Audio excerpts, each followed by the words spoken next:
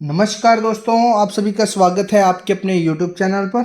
दोस्तों, आज के इस वीडियो में हम रामधारी गुप्ता खंड फर्स्ट और सेकंड की आउटलाइन लिखेंगे। गति रहेगी 100 शब्द प्रति मिनट की। तो चलिए स्टार्ट करते हैं। स्टार्ट। महोदय, पर्यावरण से तात्पर्य किसी एक व्यक्ति के परिवेश से नहीं वरन व्यक्ति के, समाज के, राष्ट्र के और इस सारी पृथ्वी के ही परिवेश से है, जिसका प्रभाव व्यक्ति, समाज, राष्ट्र और सारे विश्व पर पड़ता है।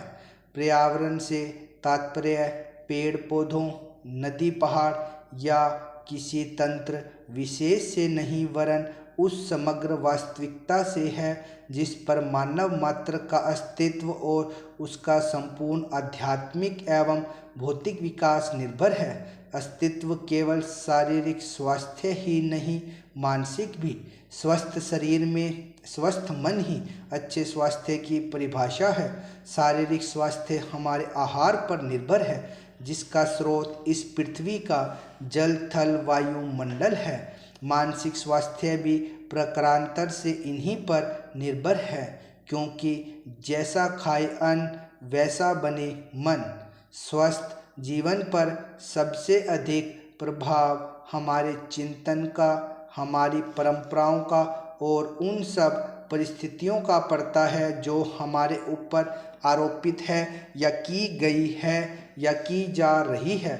इसलिए पर्यावरण या परिवेश में जल, थल, वायु ही नहीं बल्कि वे सारे घटक महत्वपूर्ण हैं जिनका कुछ भी प्रभाव हमारे जीवन पर, हमारी क्रियाशीलता पर पड़ता है।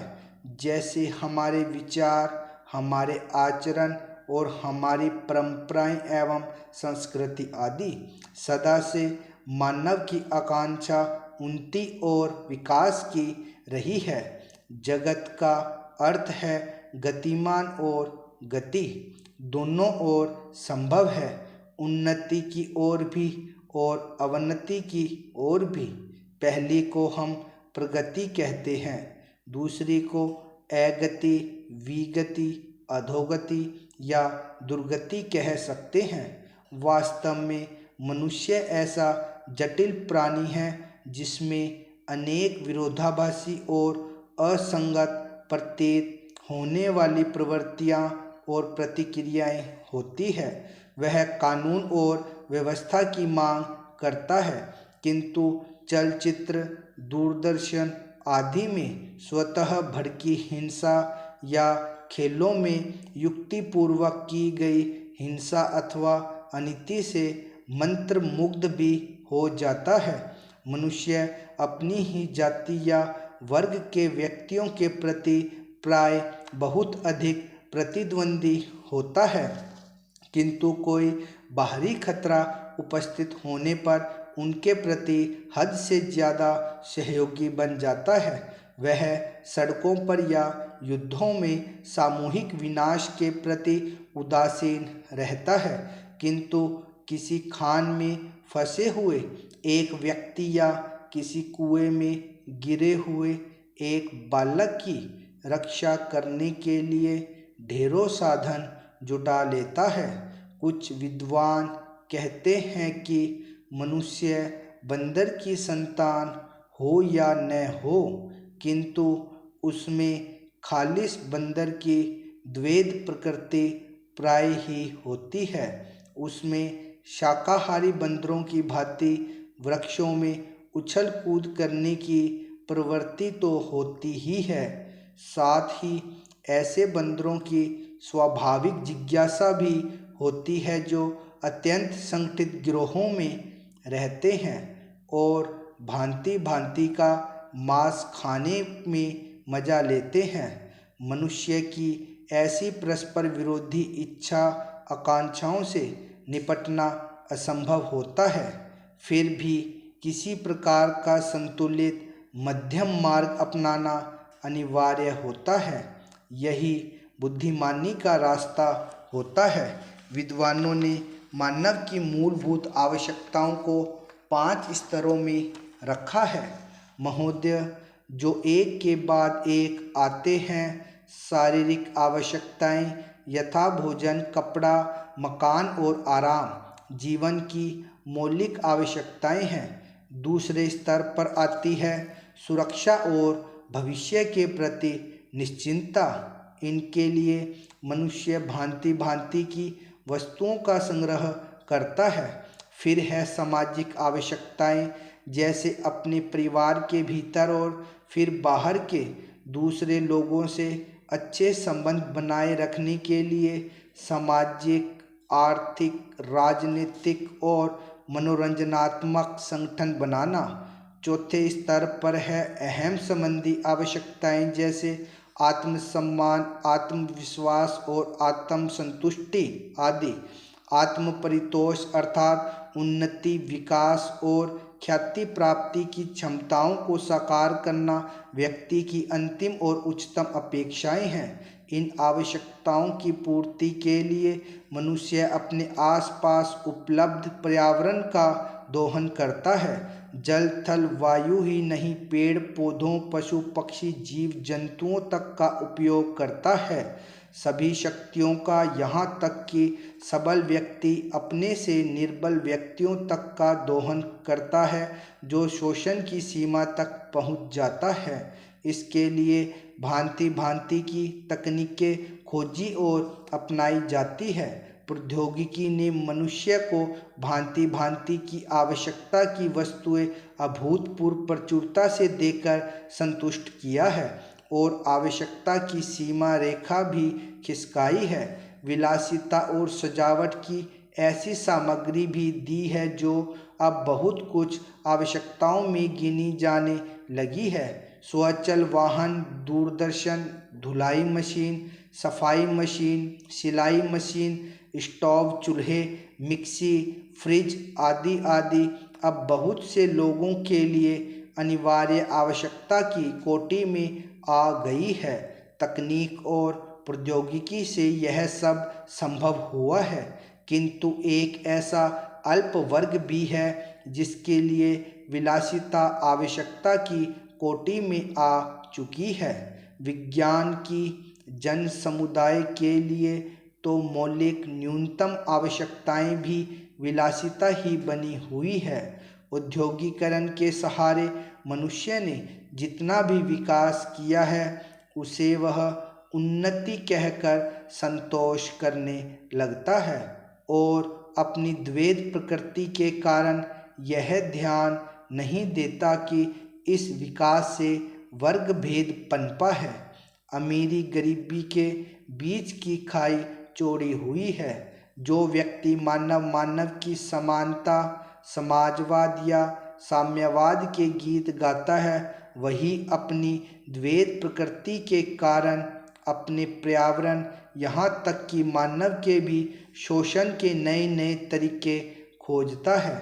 यह शोषण बलात्कार की सीमा तक पहुँच गया है। मनुष्य ने अपनी बुद्धि का प्रयोग किया, फलस्वरूप भांति भांति का औद्योगिकरण हुआ और जल, थल, वायु सब प्रदूषण के शिकार हो गए। जितना ही अधिक विकास हुआ उतना ही अधिक विनाश हुआ। प्राकृतिक संपदा का भीषण ह्रास हुआ। व्यापक वन विनाश से भूमि बंजर और मरुस्थल बन गई।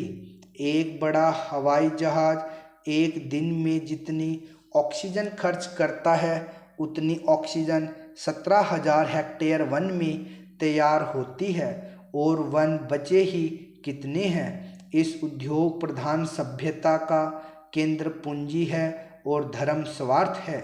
मनुष्य मनुष्य का शोषण कर रहा है, देश देश का। आइए आज हम अपने विचारों को उस दिन तक ले जाएं जब हमने गणराज्य की घोषणा की थी। अपनी विकास की योजनाओं के संबंध में हमने वास्तव में काफ़ी प्रगति की है, परंतु क्या हम भारत के सब नागरिकों को दरिद्रता, अभाव तथा कष्ट से मुक्त करा पाए हैं? प्रकृति की शक्तियों को अपने अधीन करने और जनता के कल्याण के लिए उन्हें नियंत्रण में लाने की दिशा में भी हम आगे बढ़े हैं। किंतु हम यह नहीं भूल सकते कि कुछ महीने ही हुए हमें भारत के उत्तर पूर्वी प्रदेशों में भयानक बाढ़ का सामना करना पड़ा था। स्टॉप। 100 प्रति मिनट की गति से थी ये डिक्टेशन। रामधारी खंड।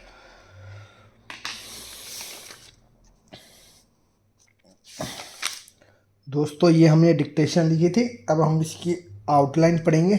जहाँ जहाँ पर हमारा पेन होगा तो हम देख लेंगे कहाँ कहाँ पे हमारा पेन है और वहीं पे हम पढ़ेंगे इसको। तो चलिए स्टार्ट करते हैं।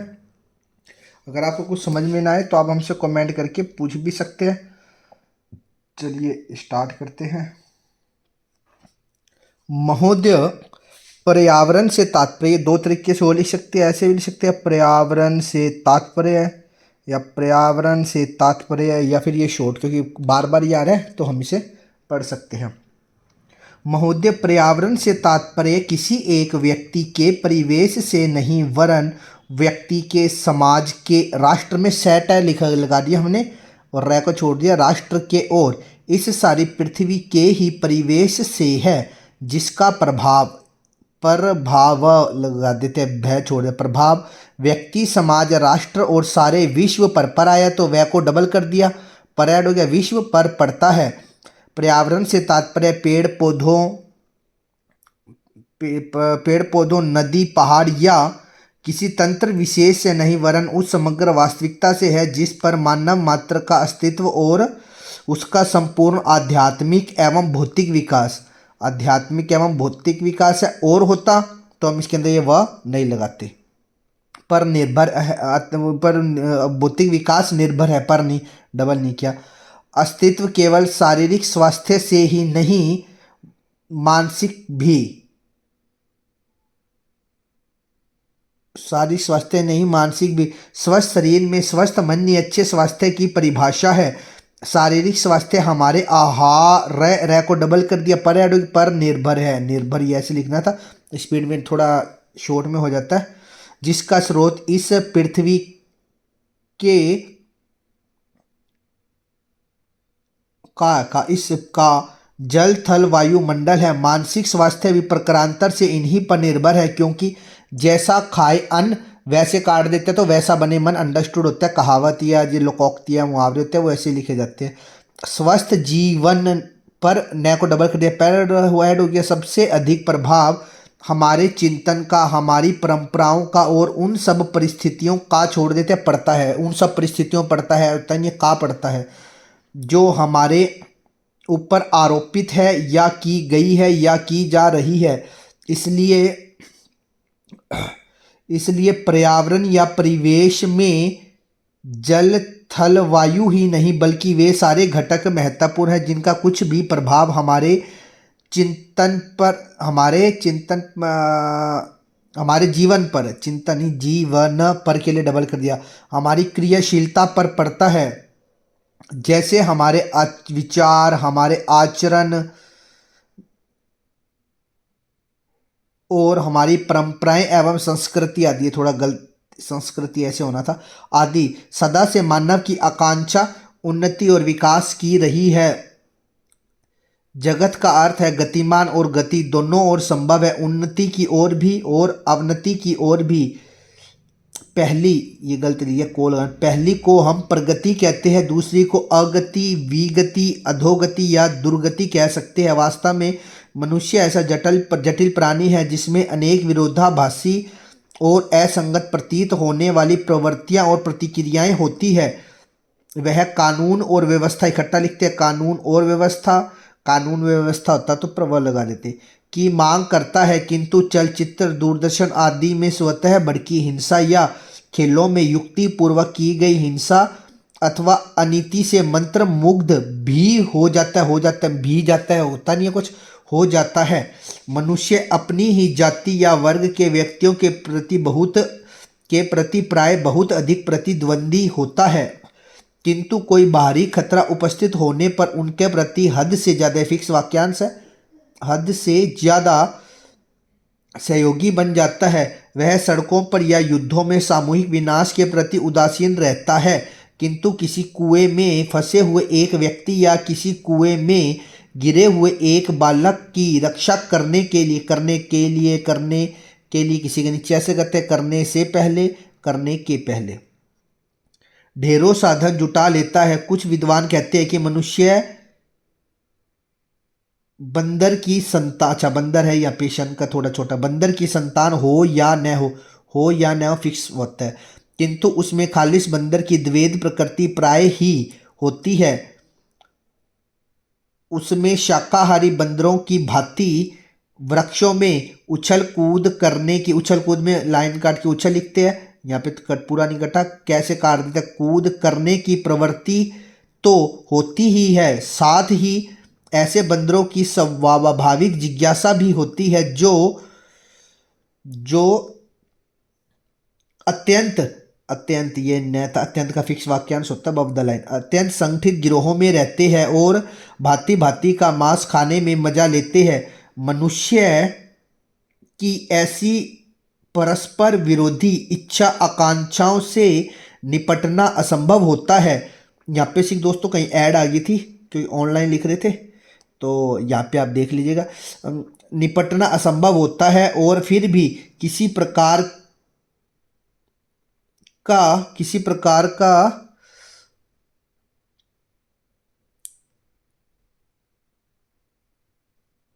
संतुलित मध्यम मार्ग अपनाना अनिवार्य होता है। यही बुद्धिमानी का रास्ता होता है। विद्वानों ने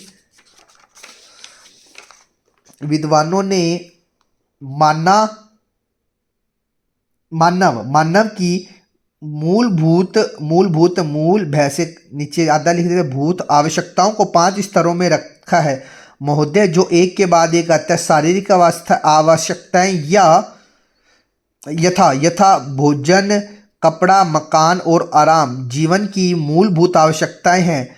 दूसरे स्तर पर आती है सुरक्षा और भविष्य के प्रति निश्चिंतता। इसके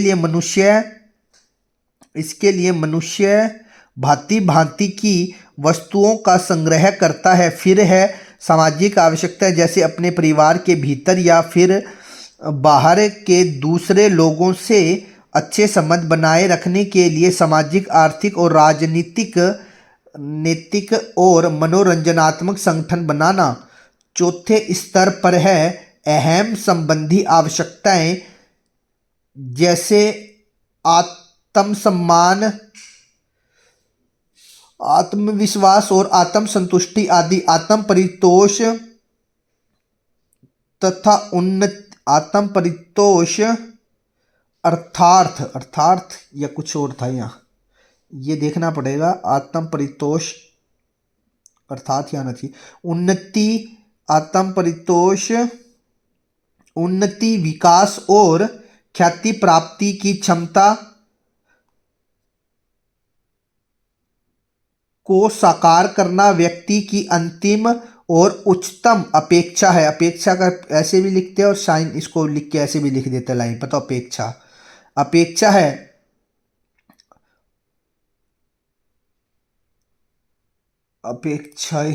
उच्चतम अपेक्षाएं हैं। इन आवश्यकताओं की पूर्ति के लिए मनुष्य अपने आसपास उपलब्ध पर्यावरण का दोहन करता है। जल, थल,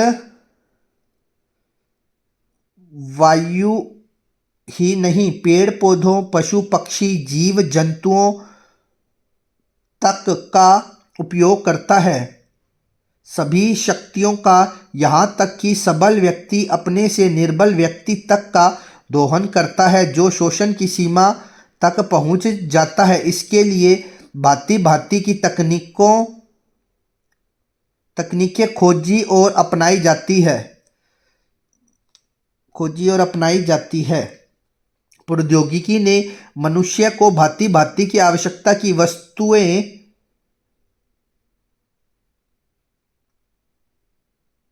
अभूतपूर्व प्रचुरता से देखकर में देखो डबल कर दे, कैरेट हो गया, संतुष्ट किया है और आवश्यकता की सीमा रेखा भी खिसकाई है। विलासिता और सजावट की ऐसी सामग्री भी दी है जो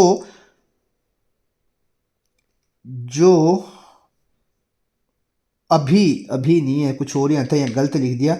बहुत कुछ आवश्यक जो बहुत कुछ आवश्यकताओं में गिनी जाने लगी है।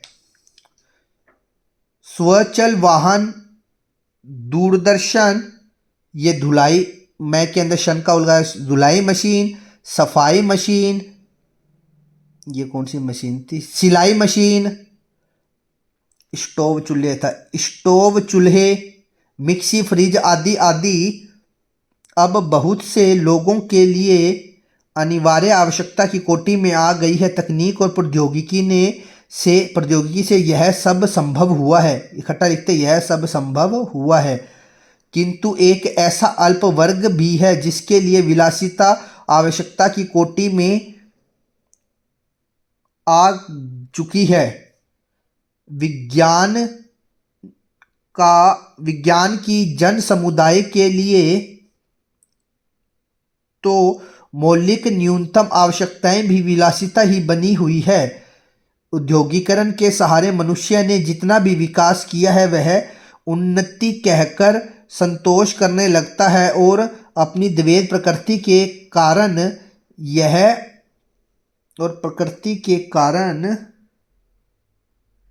यह ध्यान नहीं देता कि इकट्ठा लिखना था, यह ध्यान नहीं देता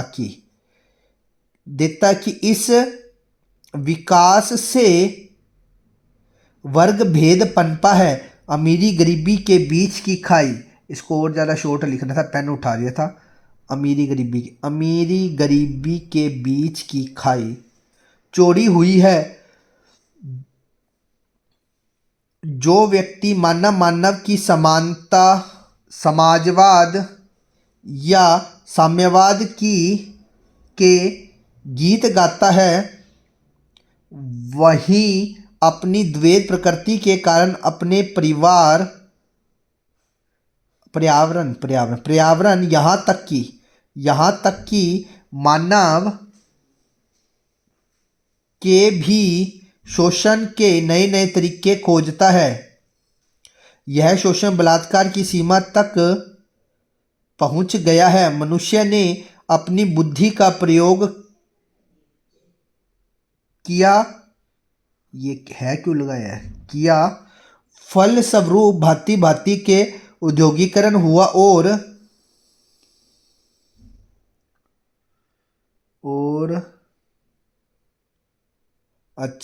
जल थल वायु सब प्रदूषण के शिकार हो गए। जितना ही अधिक विकास हुआ उतना ही अधिक विनाश हुआ। प्राकृतिक संपदा का भीषण ह्रास हुआ। व्यापक वन विनाश से भूमि सही नहीं लिखा, भूमि